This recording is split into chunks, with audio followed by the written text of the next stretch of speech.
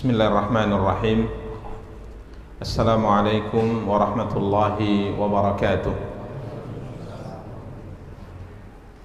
Alhamdulillahi rabbil alamin, wal aqibatu lil muttaqin, fala udwana illa 'alal zalimin. Asyhadu an la ilaha illallah wahdahu la syarika lah, wa asyhadu anna Muhammadan 'abduhu wa rasuluh. Salawatu Rabbi wa salamuhu alaihi wa ala alihi wa ashabihi wa man ihtada bihadihi wa istanna bisunnatihi ila yaumiddin wa sallama tasliman katsira, amma ba'du. Ikhwani wa akhawati kaum muslimin, kaum muslimat, rahimani wa rahimakumullahu jami'a. Alhamdulillah, puji dan syukur senantiasa kita ucapkan untuk Allah Subhanahu wa ta'ala. Salawat beserta salam semoga senantiasa dilimpahkan oleh Allah untuk junjungan dan panutan kita, Nabi Allah yang mulia Muhammad sallallahu alaihi wasallam. Ikhwani wa akhawati kaum muslimin, kaum muslimat, rahimani wa rahimakumullahu jami'a. Alhamdulillah, biidznillah, insyaallah pada kesempatan yang berbahagia kali ini kita akan kembali melanjutkan kajian dan pembahasan kita, mencoba untuk membaca dan menjelaskan kitab Riyadhus Shalihin karya Al-Imam Abu Zakaria Yahya bin Sharaf An-Nawawi rahimahullahu ta'ala, yang pada pertemuan yang lalu alhamdulillah kita telah selesai membaca dan menjelaskan bab ke-19, bab tentang orang yang memulai sunnah yang baik atau sunnah yang buruk, di mana orang yang mencontohkan kebaikan maka dia akan mendapatkan pahala dari kebaikan yang ia lakukan, dan juga akan mendapatkan pahala dari atau bahagian pahala dari orang-orang yang mengikuti amal yang ia contohkan tanpa mengurangi pahala mereka sedikit pun. Sebaliknya, orang-orang yang mencontohkan amal keburukan kemudian diikuti oleh orang lain, maka ia akan mendapatkan dosa dari amal keburukan yang ia lakukan, dan juga dosa dari orang-orang yang mengikutinya, ya, orang-orang yang mengikutinya dengan tidak mengurangi dosa mereka sedikit pun. Sehingga Nabi kita yang mulia sallallahu alaihi wasallam memberikan contoh terkait dengan pahala yang didapat dari orang yang memberikan contoh kebaikan, yakni seorang sahabat yang mempraktekkan sedekah tatkala sekelompok orang datang kepada Rasulullah sallallahu alaihi wasallam dari kabilah Mudhar dalam kondisi yang sangat memprihatinkan. Nabi mengajak mereka bersedekah, dan ada seorang Ansar yang memulai sedekah tersebut. Dia mengambil hartanya, sekantung uangnya yang cukup banyak, kemudian meletakkannya di hadapan Rasulullah sallallahu alaihi wasallam, kemudian diikuti. Maka Nabi sallallahu alaihi wasallam tegaskan bahwa orang ini akan mendapatkan pahala dari amal kebaikan sedekah yang ia lakukan, dan juga akan mendapatkan pahala dari orang-orang yang mengikutinya tanpa sedikit pun pahala mereka dikurangi oleh Allah Subhanahu wa taala. Adapun contoh keburukan yang dilakukan kemudian diikuti oleh orang lain, Nabi sallallahu alaihi wasallam contohkan anak Adam yang melakukan pembunuhan pertama kali di atas muka bumi, ya, yang disebutkan dalam athar Israiliyat atau riwayat-riwayat Israiliyat, namanya adalah Qabil. Tatkala ia membunuh siapa? Habil. Nabi sallallahu alaihi wasallam bersabda, "Laisa min nafsin tuqtalu zulman illa kana 'ala ibni Adam al-awwal kiflun min damiha li'annahu kana awwala man sannal qatla. Tidak ada satu jiwa pun yang dibunuh secara zalim di atas muka bumi ini kecuali putra Adam yang pertama dulu, ya, yakni Qabil, mendapat bahagian dari dosa pembunuhan tadi. Karena apa? Awwala man sannal qatla, karena dialah orang yang pertama kali melakukan apa? Pembunuhan, mencontohkan pembunuhan tanpa hak. Ini para ikhwah dan akhwat yang dimuliakan dan dirahmati oleh Allah Subhanahu wa taala. Berikutnya kita masuk bab ke-20. Ya, kalau bab 19 berkaitan dengan memberikan contoh kebaikan atau memberikan contoh keburukan yang pahalanya sudah kita ketahui dan dosanya juga sudah kita ketahui, maka bab ke-20 ini adalah bab menunjukkan kepada kebaikan, mengajak kepada petunjuk atau kesesatan. Ini berkaitan dengan ajakan, seruan, mengajak orang untuk melakukan kebaikan atau mengajak orang melakukan apa? Keburukan. Ya, jadi kalau yang 19 mencontohkan, memberi contoh. Tapi bab 20 ini mengajak. Yang mungkin diistilahkan dengan dakwah. Mengajak atau menyeru orang kepada kebaikan atau menyeru orang kepada apa? Keburukan. Beliau bawakan pertama beberapa dalil dari Al-Qur'an. Yang pertama firman Allah Subhanahu wa taala dalam surat Al-Qasas, ya, dalam surat Al-Qasas ayat ke-87 Allah Subhanahu wa taala berfirman, ini pertengahan ayat, ya. Allah Subhanahu wa taala berfirman, kita bacakan dari awal,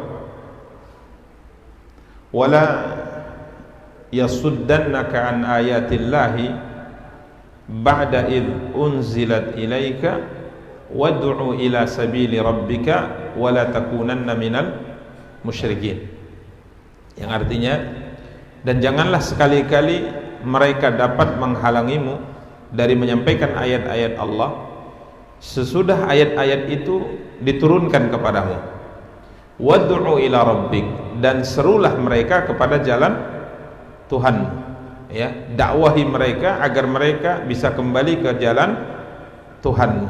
Wala takunanna minal musyrikin, dan janganlah sekali-kali kamu termasuk orang-orang yang mempersekutukan Allah Subhanahu wa taala. Para ulama ahli tafsir mengatakan wad'u ila rabbik, serulah mereka manusia ke jalan Tuhanmu, yakni seru mereka, dakwahi mereka agar mereka bertauhid dan tidak melakukan apa? Kesyirikan. Ya, ini tentunya berkaitan dengan bab, ya, menunjukkan, menerangkan, menjelaskan, mendakwahi manusia agar mereka kembali kepada jalan Allah atau kembali kepada kebaikan. Ya, karena Allah SWT di sini perintahkan wad'u ila rabbik, serulah manusia, ya, agar mereka kembali ke jalan Rabbnya, ke jalan Allah Subhanahu wa taala. Kemudian dalil yang kedua, Allah SWT firmankan dalam surah An-Nahl ayat 125, juga perintah untuk berdakwah, perintah untuk menyeru manusia kepada kebaikan, ya. Allah Subhanahu wa taala berfirman, ud'u ila sabili rabbika bil hikmati wal mau'izatil hasanah. Ud'u ila sabili rabbika bil hikmati wal mau'izatil hasanah wajadilhum billati hiya ahsan inna rabbaka huwa a'lamu biman dhalla an sabilihi wa huwa a'lamu bil muhtadin. Allah SWT berfirman, serulah manusia kepada jalan Tuhanmu dengan apa? Hikmah. Dengan apa? Dengan hikmah, ya. Bil hikmah di sini maksudnya serulah manusia ke jalan Tuhanmu dengan hikmah, yakni dengan Al-Quran dan sunnah Nabi Sallallahu Alaihi Wasallam. Artinya dengan syariat. Ajak mereka dengan yang sering diartikan hikmah dengan bijaksana, ini dengan kebenaran, ya, ajak mereka dengan kebenaran. Kemudian wal mau'izatil hasanah. Mau'izatil hasanah yakni dengan apa? Pelajaran yang baik, ya, dengan pelajaran yang baik. Artinya penyampaian yang disampaikan itu dengan lemah lembut, ya, penyampaian disampaikan itu dengan lemah lembut. Jadi dengan ilmu Quran dan hadis Nabi sallallahu alaihi wasallam, dengan panduan dari firman Allah Subhanahu wa taala, syariat Allah Subhanahu wa taala, kemudian penyampaiannya dengan baik. Ya, karenanya para ikhwah dan akhwat yang dimuliakan dan dirahmati Allah, dakwah ini dibangun di atas kelemah lembutan. Tidak dibangun di atas apa? Syiddah, kekerasan. Ya, karenanya Nabi sallallahu alaihi wasallam bersabda, "Makana ar-rifqu fi syai'in illa zanahu wa man nuzi'a an syai'in illa syanahu." Ya, kelemah lembutan itu tatkala ada pada sesuatu, maka kelemah lembutan itu akan menghiasi, memperindah hal tersebut. Namun tatkala kelemah lembutan dicabut dari sesuatu, maka perkara tersebut akan menjadi hina dan buruk. Jadi ini hukum asal dakwah itu dilakukan dengan lemah lembut, disebut dengan mau'izatil hasanah, dengan nasihat yang baik, dengan ungkapan dan tutur sapa yang sopan. Ya, ini dakwah. Karena Allah SWT katakan wal mau'izatil hasanah. Dan mayoritas manusia menyukai yang namanya apa? Kelemah lembutan. Karenanya subhanallah, Nabi kita yang mulia sallallahu alaihi wasallam dalam dakwahnya ini mengedepankan apa? Kelemah lembutan dalam berbicara, dalam penyampaian. Ini subhanallah, lemah lembut. Hatta kepada orang siapa? Orang kafir, hatta kepada orang kafir. Bagaimana kelemah lembutan beliau alaihi assalatu wassalam. Ini tentunya ma'ruf, ya. Ya. Allah SWT mengatakan walau kunta faddan ghalidhal qalbi lam faddu min hawli. Jika seandainya engkau keras, ya, ucapanmu itu kasar, kemudian engkau punya hati yang keras, niscaya mereka akan lari dari sekelilingmu. Ya, niscaya mereka akan lari dari sekelilingmu. Ini yang Allah SWT ceritakan tentang nabinya yang mulia sallallahu alaihi wa alihi wasallam. Karenanya tatkala Allah SWT perintahkan Nabi Musa alaihi salam untuk berdakwah menasihati Fir'aun, maka Allah SWT berfirman, berpesan kepada Nabi Musa dan Harun, faqula lahu qawlan layyinan la'allahu yatadzakkaru aw yakhsha. Ya, ucapkanlah, sampaikanlah nasihat kepada Fir'aun dengan layyinan, dengan lemah lembut, dengan lemah lembut. Itu perintah Allah kepada siapa? Kepada Musa dan Harun tatkala mereka berdua akan berdakwah kepada orang yang paling jahat. Siapa itu? Fir'aun alaihi lanatullah. Layyinan. Karenanya ada seorang yang hendak menasihati Khalifah Harun ar-Rasyid. Kemudian dia mengatakan kepada Khalifah sebelum menyampaikan nasihatnya, "Wahai Khalifah, ya dengarkanlah nasihat saya." Dan ya mungkin istilahnya bersabarlah, jangan cepat menolak, jangan emosi dan sebagainya, karena saya ingin menasihati Anda dengan kata-kata yang keras, dengan kata-kata yang keras. Jadi saya ini akan nasihati kamu, ya coba tolong dimaklumi, ya saya akan nasihati kamu dengan keras ini, dengan nasihat yang keras. Maka Khalifah Harun ar-Rasyid kala itu mengatakan, tahan dulu wahai saudaraku. Kemudian dia mengatakan, apakah engkau lebih baik daripada Musa? Dia mengatakan tentu tidak, karena Nabi Musa itu siapa? Seorang Nabi dan Rasul. Taib. Apakah saya lebih buruk dari Fir'aun? Ya tentu tidak juga, karena Fir'aun itu adalah manusia yang paling durjana. Taib. Kalau seandainya engkau tidak lebih baik daripada Musa, dan aku tidak lebih buruk daripada siapa? Daripada Fir'aun. Coba engkau perhatikan bagaimana Allah SWT berpesan kepada siapa? Kepada Musa. Tatkala Allah perintahkan beliau untuk mendakwahi dan menasihati orang yang paling buruk, faqula lahu qawlan layyina, sampaikanlah nasihat tersebut kepada Fir'aun dengan lemah lembut. Jadi engkau tidak lebih baik daripada Musa, saya tidak lebih buruk daripada Fir'aun. Maka tentunya metode dalam nasihat itu janganlah dengan apa? Sikap atau dengan ucapan yang kasar, karena tidak ada orang yang suka yang namanya apa? Syiddah. Karenanya ini asal hukum atau asal bimbingan dalam dakwah itu dengan apa? Lemah lembut. Nabi SAW bersabda, basyiru wala tunaffiru, yassiru wala tu'assiru. Beri kabar gembira, jangan takut-takuti orang, ya, Kemudian yassiru wala tu'assiru, beri kemudahan dan jangan persulit. Ini ikhwani kaum muslimin yang dimuliakan dan dirahmati Allah, disebut dengan al-mau'izatil hasanah, ya, dengan nasihat yang baik, ya. Kemudian para ikhwah dan akhwat yang dimuliakan dan dirahmati Allah Subhanahu wa taala, yang ketiga, wajadilhum billati ahsan. Metode berikutnya dalam dakwah adalah jadilhum billati hiya ahsan, ya. Bantahlah mereka dengan cara yang baik. Artinya kadangkala ada orang yang kata para ulama dengan nasihat yang lemah lembut, ya, mungkin tidak mempan, ya, tapi ini sebagian orang yang perlu dijidal, perlu didebat, tapi debatnya itu juga dengan cara yang baik, debatnya dengan cara yang baik, ya. Demikian para ikhwah dan akhwat yang dimuliakan dan dirahmati Allah. Kemudian Allah tutup ayatnya, inna rabbaka huwa a'lamu biman dhalla an sabilihi wa huwa a'lamu bil muhtadin. Dan sesungguhnya Tuhanmu dialah yang lebih mengetahui tentang siapa yang tersesat dari jalannya, dan dialah yang lebih mengetahui orang-orang yang mendapat petunjuk. Intinya ayat ini memerintahkan kita untuk mengajak manusia yang mendakwahi orang agar kembali kepada jalan Allah, melakukan kebaikan dan juga menjauhi keburukan atau kesesatan.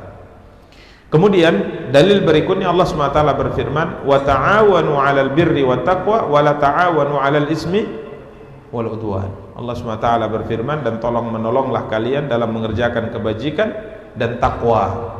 Artinya ajak manusia, ajak teman-temanmu, ajak saudara-saudaramu untuk melakukan kebaikan dan takwa kepada Allah. Ini juga ayat menunjukkan bahwa kita diperintahkan mengajak, berdakwah, ya, kepada kebaikan dan melarang orang dari keburukan dan kesesatan.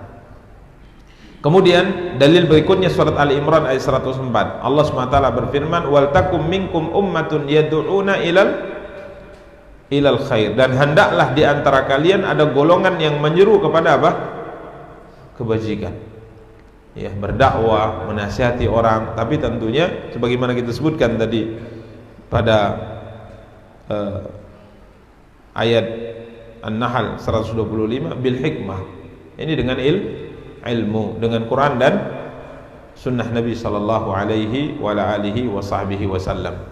Ya, intinya terkait dengan dalil ayat insyaallah semuanya jelas, ya, semuanya memerintahkan kita untuk mengajak orang kepada kebaikan dan mengajak orang kepada petunjuk dan melarang mereka dari kesesatan, ya. Demikian para ikhwah dan akhwat yang dimuliakan dan dirahmati Allah. Karenanya harus berbicara, khususnya orang-orang yang memiliki ilmu, harus disampaikan ini salah, ini benar, ini tidak baik, ini baik, ini kesesatan, ini petunjuk, ini sunnah, ini bid'ah, ini syirik, ini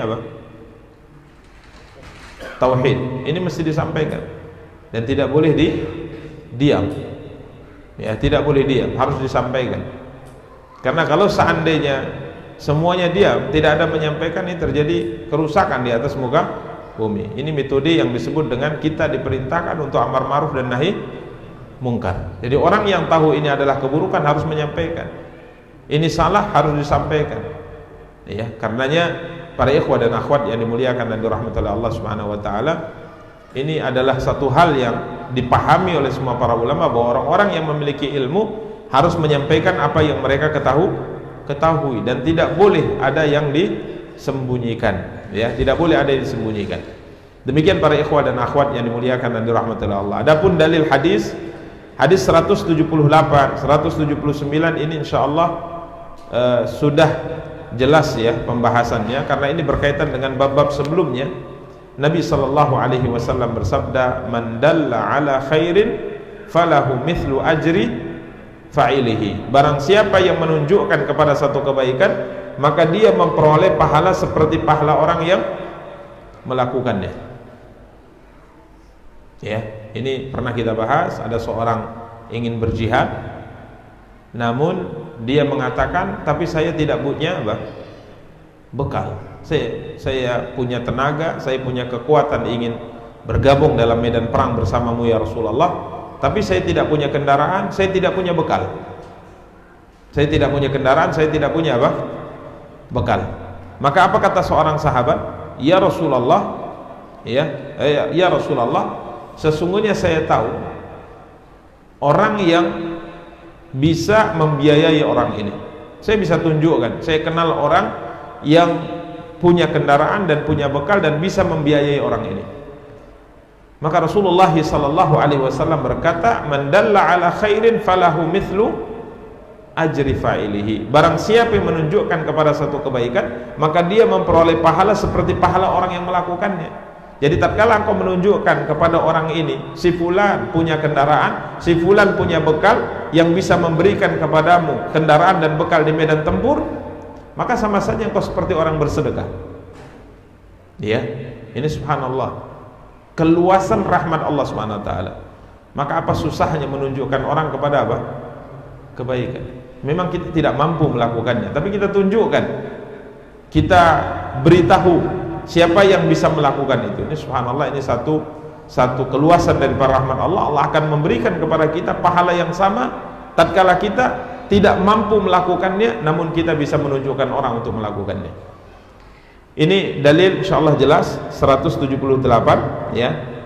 Kemudian berikutnya 179, ini juga pernah kita singgung sebelumnya. Nabi sallallahu alaihi wasallam bersabda, "Man da'a ila huda kana lahu minal ajri mithlu ujuri man tabi'ahu la yanqusu dzalika min ujurihim syai'a wa man da'a ila dhalalatin kana alaihi minal itsmi mithlu athami man tabi'ahu la yanqusu dzalika min athamihim syai'a." Barang siapa yang mengajak kepada petunjuk, maka dia memperoleh pahala seperti pahala orang-orang yang mengikutinya. Ya, siapa berdakwah, mengajak orang kepada kebaikan, ya, mengajak orang kepada ketaatan, kemudian dakwahnya diterima, apa yang dia sampaikan diterima, kemudian diikuti, maka dia akan mendapatkan pahala seperti pahala orang yang mengikutinya, dan pahala mereka tidak dikurangi sedikit pun. Sebaliknya, siapa yang menyeru manusia, mengajak manusia kepada kesesatan, maka dia akan mendapatkan dosa dari kesesatan yang dia lakukan dan juga dosa orang-orang yang mengikutinya, dan sedikit pun dosa mereka tidak dikurangi. Ini insyaallah juga jelas karena berkaitan dengan bab ke-19. Berikutnya hadis 180 dari Abu Abbas Sahal bin Sa'ad As-Sa'idi radhiyallahu taala anhu. Ya. Beliau mengatakan, sungguhnya Rasulullah SAW bersabda di hari Khaybar. Ini perang Khaybar, perang yang terjadi pada tahun 7 Hijriah. Nabi SAW berhadapan dengan orang-orang apa? Yahudi di kota Khaybar, kota besar ya. Di Khaybar yang kala itu dikuasai oleh orang-orang Yahudi. Jadi ada sebuah benteng,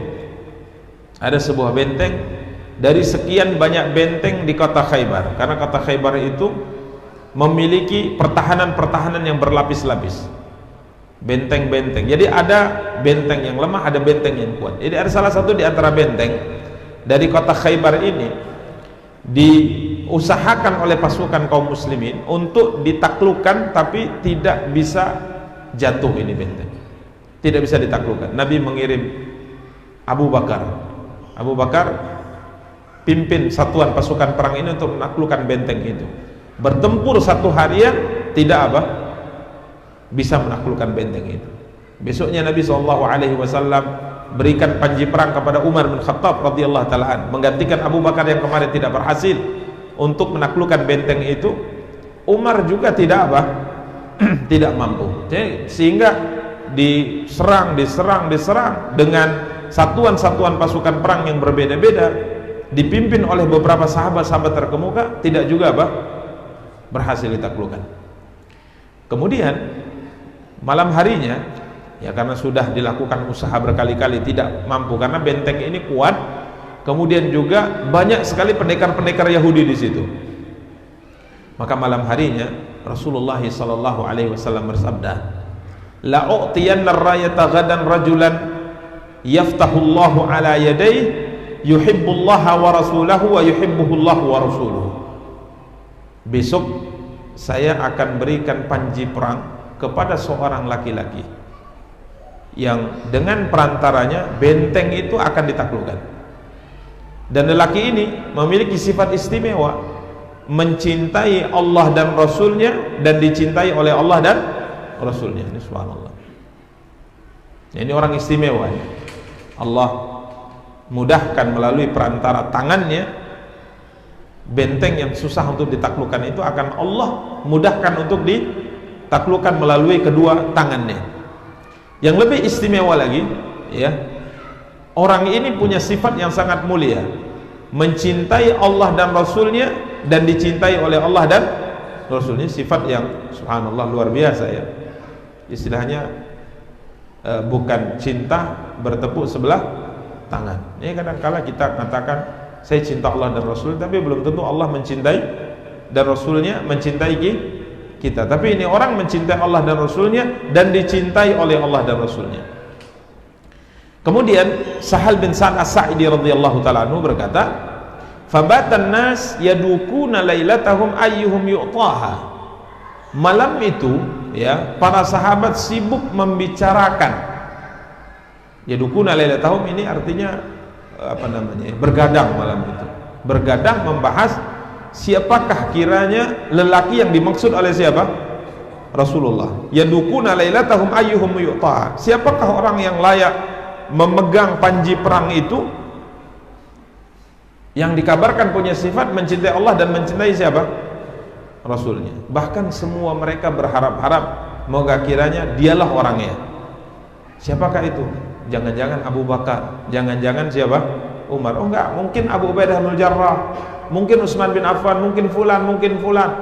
Satu malaman suntuk mereka bergadang untuk membahas itu. Ya, karenanya bergadang itu pada hukum asalnya tidak baik untuk dilakukan, kecuali untuk perkara-perkara tertentu seperti membahas, mengkaji apa? Ilmu. Itu bergadang tidak mengapa, karena hukum asalnya Nabi tidak pernah bergadang kecuali untuk urusan-urusan tertentu. Karena beliau setelah Isya langsung apa? Langsung istirahat, nanti seperti ke akhir malam beliau apa? Bangun. Karena bergadang itu tidak baik ya, kecuali untuk hal-hal seperti ini, mengkaji ilmu, membahas ilmu, silahkan. Atau untuk bermusyawarah, atau untuk ya membahas sebuah ilmu, yang boleh bergadang sampai pagi boleh ya. Tapi kalau untuk nonton bola ya tidak bagus ya, bergadang untuk nonton bola. Bahkan persiapan ya, bola siarannya jam 2 malam, siap persiapan ya, siapkan kopi, siapkan ini untuk nobar misalnya ya. Tapi kalau untuk salat malam nggak pernah ya. Taib. Jadi bergadang tercela hukum asalnya, kecuali untuk hal-hal seperti ini. Jadi mereka berbicara ya, membahas siapa orang yang mendapatkan ya, tugas mulia dengan sifat yang mulia tersebut. Ini biasa ya.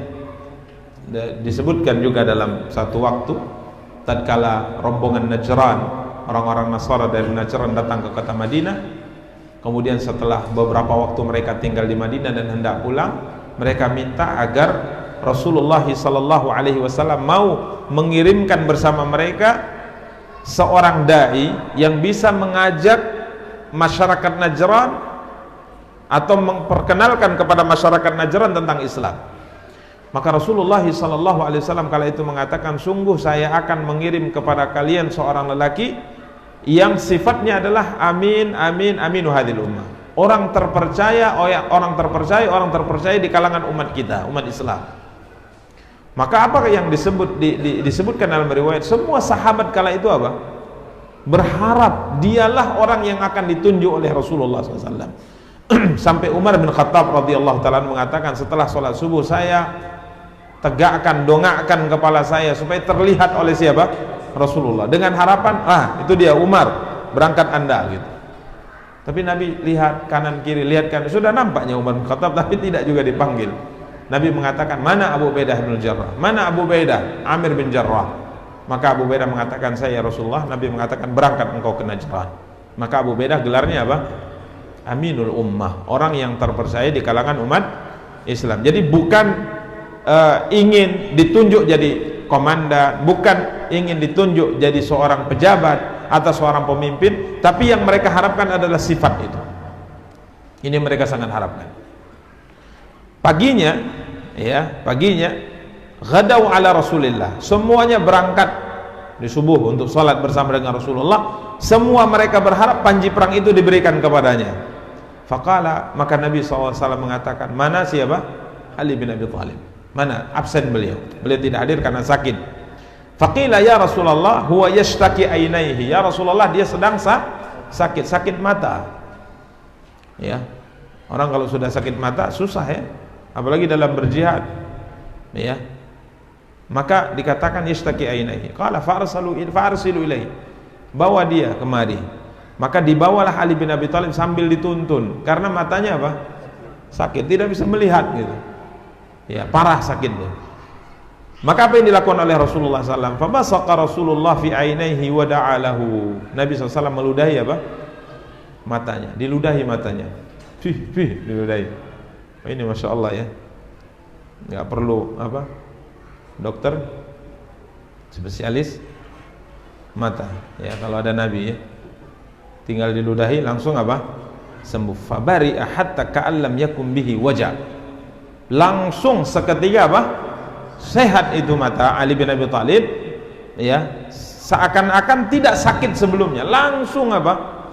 Sembuh. Jadi obatnya hanya ludah. Tapi ludah siapa? Rasulullah sallallahu alaihi wasallam. Sampai ada sahabat namanya Qatadah bin Nu'man radhiyallahu taala di perang Uhud atau di perang Badar, matanya terkena panah. Matanya terkena apa? Panas, sehingga lepas bola matanya. Sebagian sahabat mengatakan udah potong aja karena mengganggu, keluar sampai matanya. Potong aja udah. Tapi dia bilang, saya punya istri, cantik sekali istrinya.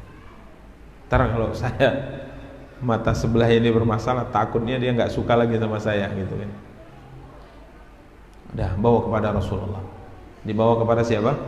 Rasulullah. Ini dalam sebagian riwayat, dan sebagian ulama mensahihkan riwayat ini. Dibawa. Kemudian Nabi sallallahu alaihi wasallam melihatnya, Nabi balikkan kemana? Ke tempatnya. Bismillah. Balik lagi sempurna. Bahkan mata ini lebih bagus dari yang sebelahnya. Sampai dia tua mengatakan, ini mata kesehatannya abadi kayaknya. Mata yang dibalikkan oleh siapa? Rasulullah SAW. Ya, ini Masya Allah. Ini mukjizat. Itu nggak bisa ya. Nggak bisa di kita, itu tidak bisa. Karena ini mukjizat yang diberikan Allah kepada siapa? Nabi yang mulia sallallahu alaihi wasallam. Jadi diludahi oleh Rasulullah sallallahu alaihi wasallam. Ya, fabari'a hatta ka'allam yakum bihi wajah. Langsung seketika sembuh sehingga seperti tidak pernah sakit sebelumnya. Fa'atahu rayah. Nabi sallallahu alaihi wasallam kemudian memberikan kepadanya panji perang. Kemudian Nabi SAW mengatakan, berangkat engkau, bawa pasukanmu dan jangan menoleh ke belakang. Dalam sebuah riwayat demikian. Maka berangkatlah Ali membawa pasukannya, tapi dia teringat ya pesan dia ini berangkat, apa yang mesti dilakukan? Memerangi mereka sampai mereka bagaimana gitu. Maka sambil tidak membelakai dia mengatakan, ya Rasulullah uqatiluhum hatta yakunu mithlana. Jadi tidak berpaling, karena Nabi berpesan apa? Jangan berpaling. Ini subhanallah ya, sebagai bentuk ketaatan dalam melaksanakan perintah siapa? Rasulullah sallallahu alaihi wasallam. Jadi kalau disuruh sesuatu ya sudah lakukan sebagaimana yang diperintahkan. Tak usah apa namanya? Berpaling, ya enggak usah berpaling. Seperti perintah Allah kepada Nabi siapa? Nabi Lut ya. Ya, Nabi Lut. Wala yaltafit. Janganlah salah seorang di antara kalian melihat kemana? Ke belakang. Maka beliau berjalan dengan orang yang beriman, tidak melihat ke belakang di saat umat itu dibinasakan oleh Allah Subhanahu wa taala. Namun beliau bertanya, ya Rasulullah uqatilum hatta yakunu mithlana. Ya Rasulullah, apakah saya sambil berjalan ini, apakah saya harus memerangi mereka sampai mereka menjadi seperti kita? Maksudnya masuk Islam. Langsung diperangi sampai mereka mau masuk Islam. Maka Rasulullah sallallahu alaihi wasallam berpesan kepadanya, umfudh ala rislik. Berangkat namun jangan tergesa-gesa. Jangan tergesa-gesa hatta tanzila bisahatihim. Sampai engkau apa namanya? Di daerah mereka atau di pelataran mereka. Jadi jangan langsung diserang, jangan tergesa-gesa. Pertama kali yang harus engkau lakukan adalah ud'uhum ilal Islam, seru mereka untuk memeluk agama Islam. wa akhbirhum bima yajibu alaihim min haqqillahi ta'ala fi. Kemudian sampaikan kepada mereka apa yang Allah wajibkan atas mereka dari hak-haknya. Jadi dakwahi dulu, jangan langsung diserang, ya. Sampaikan dakwah itu, jangan langsung diserang, jangan langsung diperangi. Fa wallahi li ayyahdi Allahu bika rajulan wahidan khairun laka min humrin. Nah, demi Allah, kata Rasulullah, jika seandainya Allah memberi petunjuk kepada seseorang karena usahamu dari mereka, maka itu lebih baik bagimu dari unta apa? Unta merah. Ini berkaitan dengan dakwah tadi. Jadi dakwah itu kalau diterima, yang tadinya orang di luar Islam, kemudian dengan penjelasan kita, dengan dakwah kita, akhirnya dia memeluk agama Islam. Atau orang tadi melakukan keburukan, kemudian kita dakwahi, akhirnya dia melakukan apa?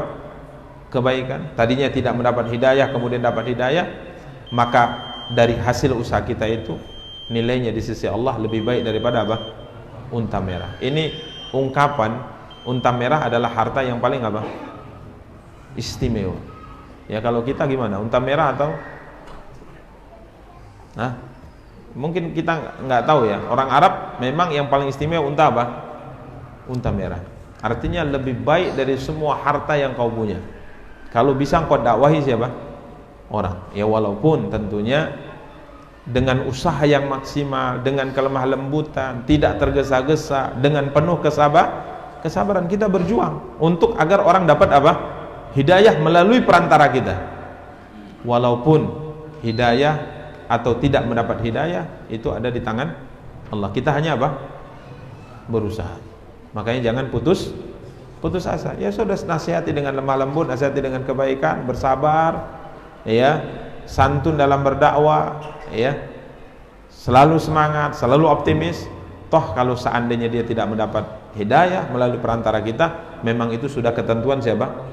Ketentuan Allah. Nabi saja tidak bisa memberi hidayah kepada siapa?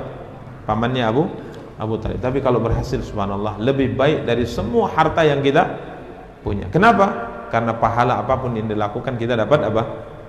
Bahagianya. Dia sholat, dia zakat, dia puasa. Tatkala melalui perantara kita dapat hidayah, dapat. Ya, walaupun ya jangan kemudian kita mengatakan udah banyak saya berhidayah orang ustaz, ya udah saya nggak sholat, udah cukupnya pahala sholat. Ya, ini nggak seperti itu ya, tidak seperti itu. Demikian para ikhwah dan akhwat yang dimuliakan dan dirahmati Allah, tentunya bab ini mendorong kita untuk menjadi pelita kebaikan. Ya, pelita apa? Kebaikan yang memberi jalan orang untuk selalu melakukan apa?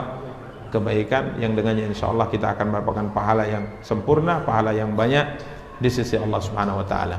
Demikian, semoga yang kita sampaikan ada faedahnya. Kita cukupkan. Wassallallahu ala nabiyina Muhammad wa ala alihi washabihi wa tabi'in. Subhanakallahumma bihamdik asyhadu an la ilaha illa anta astaghfiruka wa atubu ilaik. Wassalamu alaikum warahmatullahi wabarakatuh.